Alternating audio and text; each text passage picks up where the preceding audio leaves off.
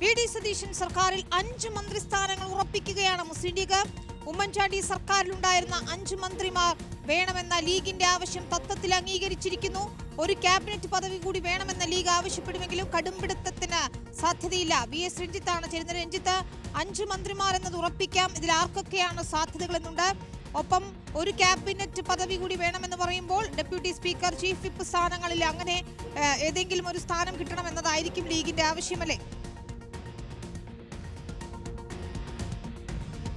വിനിത, ലീഗിന് ഏതായാലും 5 മന്ത്രിമാരുണ്ടാകും എന്ന കാര്യം ഏകദേശം ഉറപ്പായി കഴിഞ്ഞിരിക്കുന്നു. ഇപ്പോൾ ചേരുന്ന UDF യോഗത്തിൽ 5 മന്ത്രിമാരെന്ന ആവശ്യം അവർ മുന്നോട്ട് വെക്കുകയും അത് UDF അംഗീകരിക്കാനുമാണ് സാധ്യത. 2011 അവർക്ക് 5 മന്ത്രിമാരെ അനുവദിച്ചു കൊടുത്തിരുന്നു. അന്ന് 20 MLA-മാരാണ് ഉണ്ടായിരുന്നത്.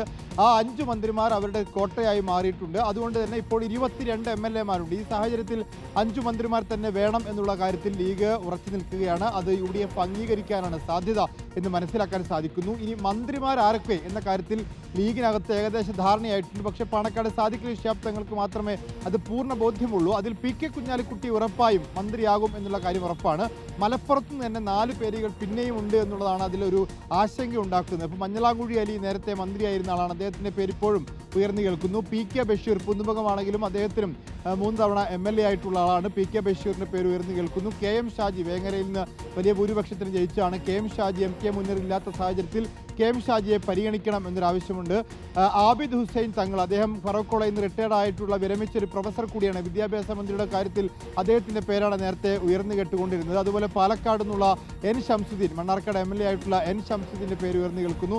ഇത്തരത്തിൽ പേരുകൾ ഉയർന്നു കേൾക്കുന്നു. ഒപ്പം പക്ഷേ തെക്കൻ കേരളത്തിൻ്റെ പ്രതിയാണെങ്കിൽ കളമശ്ശേരി MLA ഗഫൂറിൻ്റെ പേര് ഉയർന്നു കേൾക്കുന്നുണ്ട്. കോഴിക്കോടിന് ഒരു മന്ത്രി വേണം എന്നുള്ള കാര്യം കോഴിക്കോട് ജില്ലാ കമ്മിറ്റി പ്രമേയം പോലും പാസ്സാക്കിയിട്ടുണ്ട്.